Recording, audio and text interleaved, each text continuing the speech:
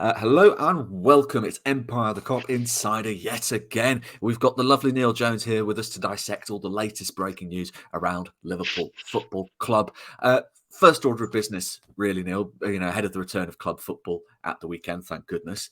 I just want to sort of discuss our start to the season because I think, generally speaking, it's been a pretty positive, a pretty strong, emphatic start in huge contrast, really, to the general nature of the prior campaign.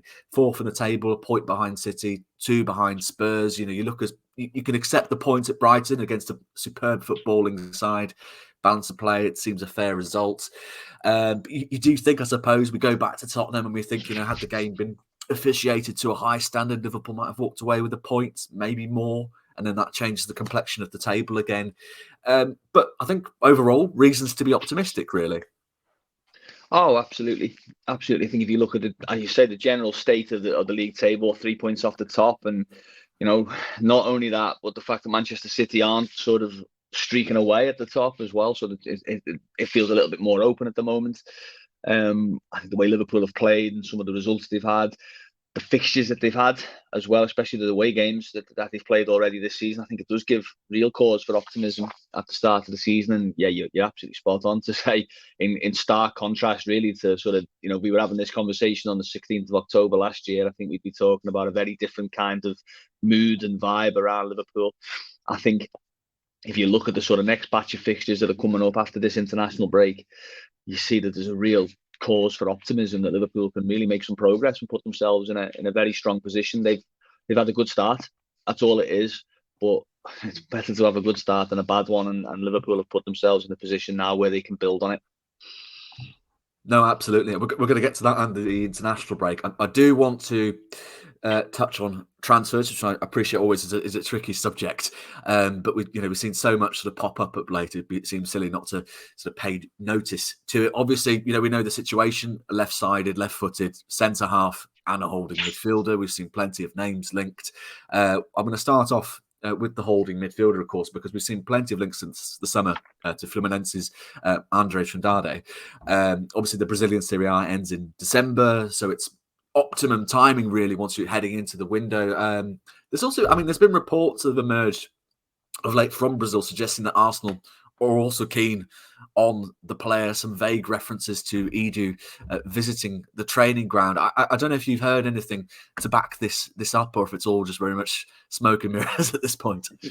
Yeah, I think there's obviously a great feeling in Brazil that the player's probably ready to leave Brazil. He's now obviously a Brazilian international. The age of him, he's probably, if anything, he's almost a little bit on the old side, isn't he? At 22, it sounds ridiculous, but they usually, these players have usually left South America by that point. So he's certainly in a position now where I think he's going to be thinking about his move to Europe and big clubs. Liverpool were obviously keen in the summer. I'm fascinated to see whether Liverpool do go back in for him, because obviously they signed 2 midfielders post interest in Andre, in obviously in the Wataru window, Ryan Gravenberch as well. So that would be a 5th midfielder signed in the space of 4 or 5 months, which would be a huge sort of commitment from Liverpool to relaunch their midfield, especially when they've still got a few others, Bajcetic, Curtis Jones, Harvey Elliott, Thiago still knocking around as well. So it's it would be a massive sort of statement from Liverpool to do that. I don't know what it would say about, like I say, about Wataru Endo, who hasn't yet really sort of broke into that Premier League team. We'll wait and see over the next few weeks, and I think there's a fair chance he plays against Everton, for example. So I'm fascinated to see whether Liverpool really sort of commits it to Andre, or whether he was just a sort of an alternative for last summer in the case of they were unable to get other players, or they felt there was an opportunity there.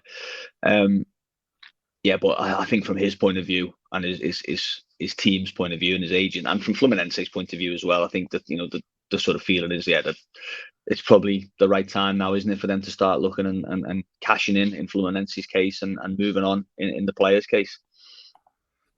Absolutely. When you're speaking of alternative, we've seen of late, I think it's Christian Falk of Bild was talking about Liverpool's interest in Manu Kone of Gladbach. Obviously, it's a player that Bayern are also heavily scouting at the minute. He profiles quite differently to Andre, I'd say. But I mean, do you get the impression he's being considered as a genuine, viable alternative, or is this just more a player? Liverpool doing their due diligence, keeping an eye on the best talents in Germany at the minute. Yeah, I think that's probably more the case. I mean, he was obviously someone we'll never know, will we? I mean, he picked up an injury in the summer, which maybe influenced Liverpool's thinking around making a move to sign him in the summer. He was obviously scouted quite heavily before that. So I mean, it makes sense that he's still on Liverpool's radar. You're right. I mean, he's a very different kind of player, isn't he, to Andre? I mean, Andre's he's I wouldn't say he's unique, but he's specific, isn't he? He's a defensive midfield player who's not physically sort of huge. He's relatively small, but his strengths are all in the sort of defensive midfield element to it. And obviously, in the summer, we were looking at Liverpool losing a player like Fabinho, who's very different to that, isn't he? He's 6 foot plus and aerially dominant and those kind of things. So I wouldn't say that it's sort of Kone or Andre in that sense. I think it's just players that are of a certain age, who have a certain skill set or potential as well. But yeah, I think Bayern Munich's interest might be the sort of the key point in Manu Kone's future. I think they might be looking and sort of. It wouldn't be a surprise at all. Really, that's their MO, isn't it? Bayern Munich, that they hoover up the players who shine elsewhere in the Bundesliga, and yeah, I wouldn't be at all surprised if he did end up there. They definitely need a midfielder. I don't think we saw it in the summer that they had efforts to sign João Palhinha and Declan Rice before that. So they're clearly in the market for a midfielder. They've just let one go to Liverpool who looks quite decent as well. I don't think they'll ever get over that, to be honest, will they? I can't think decision makers at Bayern. I mean, I'll tell you what. Like I've said this before, but likes of Hassan Salihamidzic must be looking at this and thinking, "Oh my God, we've been vilified here." I think obviously it just shows the value of environment, doesn't it? And the sort of what a player can do. I mean, Ryan Gravenberch hasn't changed as a player, as he's not added new skills or new talents to his bow. He's always had those things, but for whatever reason, he either wasn't given the chance to show it at Bayern, or the environment wasn't there for him to show it. Whether it was the team system, whether it was the mood of the camp, whether it was the support that he had from the coaches. But listen, it's very early days in his Liverpool career, and we haven't yet seen him sort of, as I say, starting Premier League games. But I don't think anyone who's watched him in the first few weeks of his Liverpool career could be anything other than encouraged by what we've seen from him. No, absolutely. I did want to touch as well on sort of the stats sort of underlying Andre against sort of Manu Kone, because I did sort of take a look at this the other day, and for a team that, in Jurgen Klopp's own words, wants to become sort of increasingly possession based, Andre is incredibly reliable on the ball. I think if you look at sort of his in terms of the actual passes played, the accuracy of his passes played puts him in top, I think it's above 95th percentile for across midfield peers in world football, which is, I know we have to factor in, of course, with all due respect to the Brazilian top flight, the quality of the league compared to, say, the top 5 leagues in Europe, but still you have to think that would be translatable to a certain degree if this is a player that Liverpool have scouted well enough. So that's encouraging, but I think Kone seems, not to say he's less reliable in possession, but certainly, I think just a very different sort of type of player. And you just sort of look at sort of the stats underneath it, and you think one makes a bit more sense than the other at the moment. But I digress. I did want to sort of finally touch on one last piece of business potentially from Germany. Again, Bild have been to this. They've been talking about interest from Liverpool in former Leipzig employee Max Eberl as potentially their next sporting director to replace Jörg Schmadtke. My first thought from this was actually, I didn't think Schmadtke did too bad a job in hindsight this summer. When you look at sort of the players that have come in through Germany, as you rightly point out, of course, Wataru Endo, we've not really seen enough from him to make a clear judgment about, whether that's been a positive signing or not. He hasn't really put a foot wrong yet. But of course, when a talent like Max Eberl comes around, you can understand Liverpool sniffing around here and saying, well, we'd like to be in the conversation along with Bayern Munich, who are also in talks. Yeah, absolutely. I think, to be honest, again, to repeat myself a little bit with the Manu Kone, but the Bayern Munich thing is obviously a very key part of that. I mean, Eberl's got, there's a big sway for a sporting director role. But I mean, the difference, I suppose, with that would be, it would be a different role at Bayern. he wouldn't necessarily be the man in with all the sort of all the keys, if you like. I mean, there's a very clear hierarchy at Bayern Munich, isn't there, with various people, and I know there's been a few changes there. Whereas with Liverpool, it would be the top job, if you like, the sporting director job. Yeah, you're right about Schmadtke. I mean, I think the other part that came from that build story was obviously they expect Schmadtke to stay till next summer, and then it would be whoever came in would take over from there. But he's done a pretty good job, I think. In very testing circumstances. If you look at obviously all the stuff with Saudi Arabia, look at all the speculation that's gone on around Mo Salah's future. Obviously, but the fact that the midfield and the squad in general really was sort of having to have a refresh with older players leaving and long serving players leaving. And then a really difficult market as well with some of the prices that we've seen, and some of the sort of the impact the Saudi League, but also Chelsea had on the market. So I think he's done a decent job. I think Liverpool have got themselves a squad that's decent going into this season and well equipped at the moment. Fingers crossed on injuries. So I don't think there's any sort of hurry to sort of get him out the door. It's not a case of Liverpool have made a mistake and employed this guy. I think he's done okay and he's getting on fine with the manager.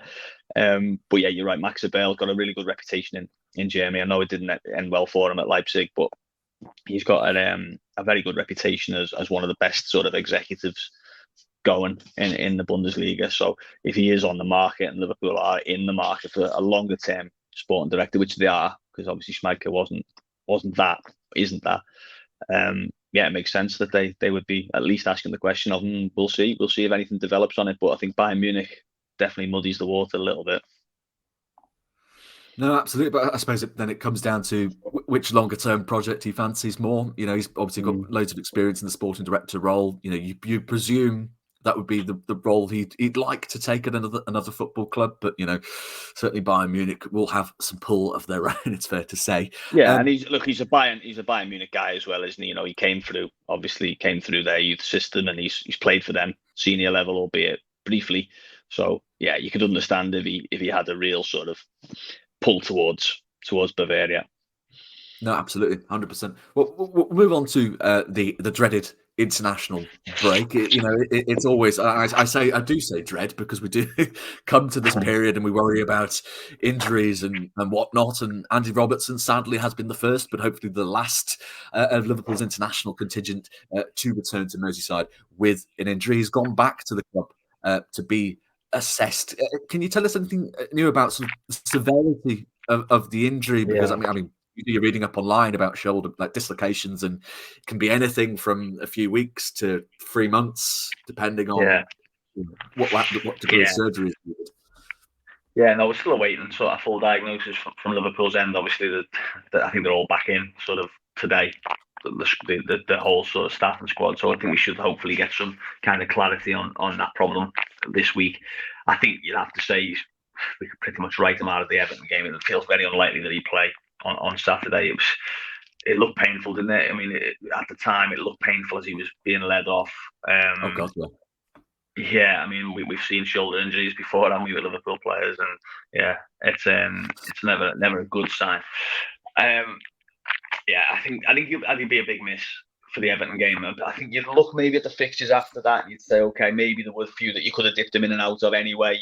With sort of Nottingham Forest and Luton and Brentford and things like that. Not that you'd want to sort of count the points before you've got them, but there would be options there for Liverpool to do it. Obviously, there's a couple of Europa League games as well, but the Everton one, I think he'll be a big miss. He's got that sort of natural intensity to his game that sort of lends itself to a derby match. He's able to sort of really do the right things in those kind of games. And I think Liverpool will feel his absence if he's not there. I think that the fascinating thing now is, assuming no further injuries, of course, is what Liverpool do with the team. Obviously Tsimikas is the natural left back replacement, but if Liverpool are playing that certain system with the left back staying as almost a centre back, does it lend itself to something different? Can Tsimikas do that as well? I have my doubts. would they consider maybe Joe Gomes as a left back and have Trent as the sort of the roving full back on the other side? I think there's a couple of options there for Liverpool. But yeah, Robertson, we're waiting on the severity of the injury, but it doesn't look like it's going to be a sort of, oh, it's all fine and he plays on Saturday. I think he's going to be at least a couple of weeks. There's one other sort of alternative option I think is worth touching upon, even if only briefly. And that is, of course, it's a lad we've spoken about in some depth. You've sung his praises from the academy, Luke Chambers. I don't think we'd sort of seriously suggest as a lad that we should just throw in and play 90 minutes week in, week out for however long Robertson is out. God forbid it's an extended period of time. But obviously this is a player that is capable of playing as your left back, as your left-sided centre back. Yeah. You think, is this an opportunity for some minutes here and there? You can see what it's done for the confidence and sort of the development of sort of Jarell Quansah. And you think, this is if you're ever looking for an opportunity to kind of give a lad from the academy minutes and see what they're capable of doing at this current point in time, I think why not? Yeah, I think so. I mean, I think that would obviously we wait for the severity of the Robertson injury, but let's say worst case scenario it was a few months. You've got a couple of games then, haven't you? You've got the Europa League games, you've got the Bournemouth League Cup game coming at the start of November or the end of October, and that would maybe be circled in the calendar for someone like Luke Chambers. But the one problem that you've got at the moment with maybe some of the Europa League games is you've already got Jarell Quansah sort of in there as well, so it does. It's not ideal. I mean, listen, Quansah, to be fair, hasn't played like a raw academy sort of kid. As he looks very assured and looks very confident. But if you put two in there, it is a sort of, you're asking a lot. But Chambers, you're right. You're absolutely spot on to point out. He's played centre back. He's played left back. He's played actually in midfield. He's a very, very accomplished footballer at academy level, and he's played a few games, obviously, in Scotland. So he is definitely one that, listen, you regular listeners will know that I'm a big fan of his and feel he's got a very high potential there. And out of necessity sometimes comes opportunity, doesn't it? But again, I'm being a little bit harsh on Costa Simicas, and I am sort of saying, he can't do. He's a left back replacement, isn't he? And he's probably the one who's going to start the Everton game. I would sort of lean towards that one. Chance for him, isn't it? It's almost a little bit maybe he hasn't had. I don't think he's been particularly impressive in the games that he's played this season, or certainly in the last game and the Leicester game, wasn't it, that he played in particular. He wasn't overly impressive, but this is a chance for Liverpool maybe to say to him, there you go, look, you're in a big Premier League game, you've done it before for us, you've filled in. Can you step up and be in Robertson's shoes? And if not, or if he does, and then Liverpool have to find a replacement for the Europa League to rest Tsimikas, then Luke Chambers is definitely in the frame. I mean, it's the game to make the statements coming in as Robertson's replacement, isn't it? We're going to get onto Everton very shortly, but whilst we're on the defence, I do want to touch on Virgil van Dijk. Flipping through the news the other day, and inevitably you sort of come across criticism of Virgil van Dijk yet again. And it just seems, if he's not being ruthlessly, constantly criticised by his own countrymen, he's being slammed by sort of domestic media. I think Craig Burley was the latest to kind of insinuate that the critique that he was facing from his own countrymen was indeed on the mark, and that he's no longer the player he was. Not that I'm suggesting that he's been absolutely 100% faultless this season, but I do read some of this, and I just think it's constant. It's a bit over the top at times, frankly. And we're still talking about one of the greatest Premier League centre backs of all time, even if he has dropped a level. By far, it's probably it just seems a bit over the top. Yeah, I think so. You're right. I mean, it's a bit of a Dutch culture thing, I think, isn't it? There's a lot of criticism of the national team, and you're seeing, you can name up pretty much all of the Dutch legends from down the years. They've all faced it, haven't they? Ruud Gullit and Ronald Koeman and Marco van Basten and whoever else. They've all sort of had their ups and downs, if you like, during their international career. And maybe that's just a sort of rite of passage, especially if you're the captain. I mean, they're under pressure, aren't they? They've got a huge game this evening against Costa Simicas' Greece. They have to win that really to sort of give themselves a chance of qualifying for the Euros. If they lose that, it's lights out really. So of course there's a pressure element to it.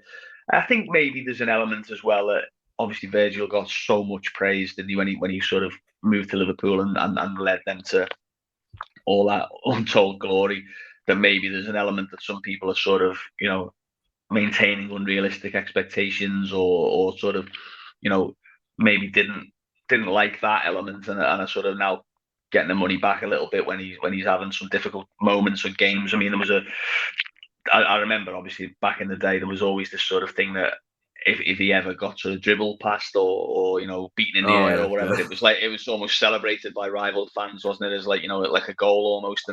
And of course he had a difficult season last year. I think he's been pretty good at the start of this season personally. I think he's had he's looked a lot more in tune and getting in the right positions and making clearances, and obviously he's always very dominant in the air. Yeah, I think maybe there's just an element of the price on the ticket for modern footballers, and maybe even a little bit more when you're the captain of a country like the Netherlands who are undergoing a difficult period. But yeah, he'll come back on Saturday, hopefully injury free, and yeah, he'll get plenty of love at Anfield on Saturday. Don't worry about that.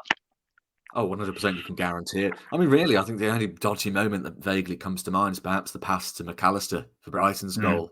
But yeah, other than that, you can't. The red card. I mean, yes, of course, there is. Yeah, no, that's fair enough. That's fair. I think general performance levels. If I'm watching him, I mean, there was times last season when he just looked a little bit lax, maybe, or a little bit sort of a yard off the pace or half a yard off the pace. I don't feel that with him this season. I feel like he sort of looks like he's back, sort of, confident in his body and his movements and things like that.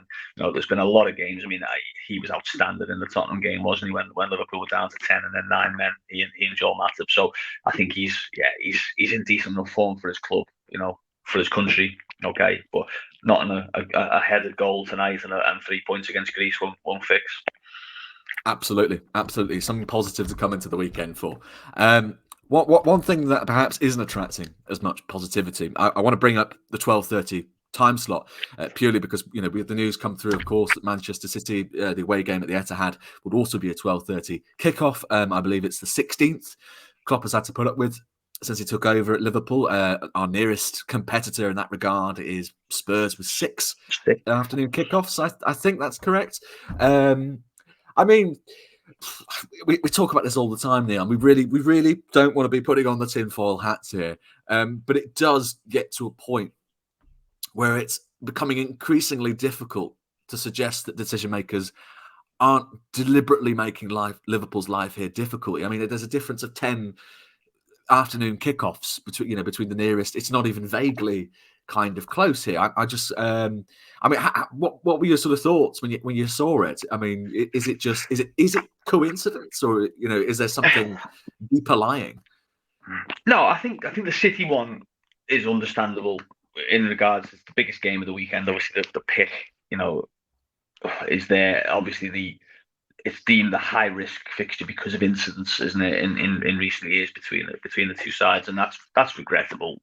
Full stop, but that's had the impact on this kickoff time. So I think the City one, okay, but you're right. I mean, you turn off 7, 8, 9 games more than any other team. I mean, you can make the argument that Liverpool are the most popular or one of the most popular sides for TV viewers and TV companies as a result. So you would want them on your channel as often as possible, and they've been successful in that period. It's not a case of they haven't been, for example, Manchester United, where maybe there's been a dwindling interest in them because of they haven't been competing maybe at the top end of the Premier League as often. But yeah, it does feel a little bit like Liverpool are getting repeatedly the wrong end or the raw end of the deal. The Everton one is coming up. It's a Merseyside derby, but at 12:30 again after an international break. Obviously, we had the previous one at Wolves, wasn't it? Earlier this season. And especially when you've got a lot of South American players and you've got a lot of players who have been traveling the world. In particular, Liverpool have got 4, haven't they, over in South America, who are going to be coming back in sort of early hours of Thursday and Friday. Yeah, it really doesn't lend itself to ideal preparation, does it? And I don't disagree with Jurgen beating the drum. That's the point. I know a lot of people, within football, but also rival fans will always say, "Oh, he's moaning again, and he's making excuses, and he's this and that." But I think he's right to protect the interests of his team and try to sort of shine a light on it. And the fact that we're talking about it on a podcast, the fact that it's widely shared on social media, means that it's in focus, isn't it? And it does, hopefully, from a Liverpool point of view, it gives the TV companies, the decision makers, something to think about going forward. But yeah, it was kind of ironic that it popped up that the third one of the season was going to be Liverpool City, and that was going to be 12:30. But I think that one is a little bit, of a more isolated selection. The other ones are the problems, the ones where Liverpool being sent to Wolves and being sent to Brighton and wherever else for those early kickoffs. I think that's something that maybe, is a little harder to understand. No, absolutely. I think that's understandable. I think, as you say, the most important thing, obviously, is hopefully this gets out to the broadcasters and decision makers, and hopefully when we are away from sort of isolated games and isolated circumstances, that this can sort of level out a bit, because as you say, it does seem unfair, certainly when you're looking at the numbers. But we will talk about the Everton game, and I think it's worth talking about, especially because how really Klopp goes about sort of picking his midfield three with Jones out for a further 2 league games. Gravenberch, looked solid when he came on against Brighton. Might be food for thought there. What would you be doing if you're in the manager's position? I was thinking about this actually this morning, just before we come on, because I thought you'd ask me about this, and it's a really difficult one. Look, I think, given what we saw at Wolves, I think it would be a tough thing to start McAllister in the game. I feel like that would be a risk that Liverpool have obviously taken already this season, and it would be too big a risk. They've got Peru, I think, Argentina, early hours of Wednesday, isn't it? The game. So I would go with Endo in the side. I would play him as a holder. A couple of reasons. One, obviously, for McAllister's sake, but also I think Everton obviously going to have Calvert-Lewin and or Beto in the side. They're going to be obviously looking to play up to him. Endo's really good in the air. Obviously got those defensive instincts, those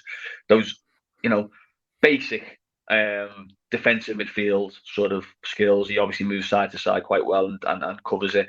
I would have him in there. It's maybe not going to be a game where Liverpool are going to, there's going to be a bit of tempo to it. So there's going to be a little less sort of onus on really playing really intricate stuff in the whole midfield. There might be a little bit more sort of, direct play in the game. So that might suit him.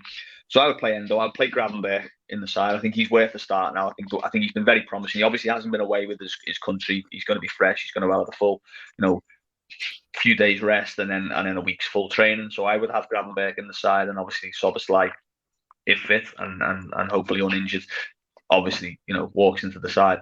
And then you've got people like McAllister. You've got Elliott. Hopefully maybe Stefan Bajcetic, people like that on the bench. To change it if needed. So yeah, that would be my three. I think.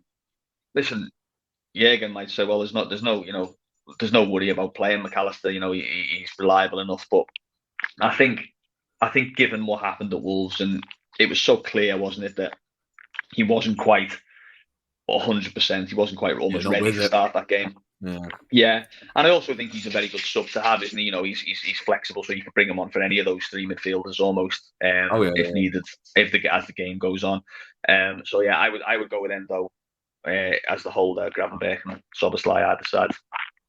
3 of the 4 new signings. It's not bad, isn't it? Yeah. I think I'm fascinated to see Gravenberch. I thought I know he missed the chance at Brighton, and you'll look back and say, that was a big moment in the game, obviously.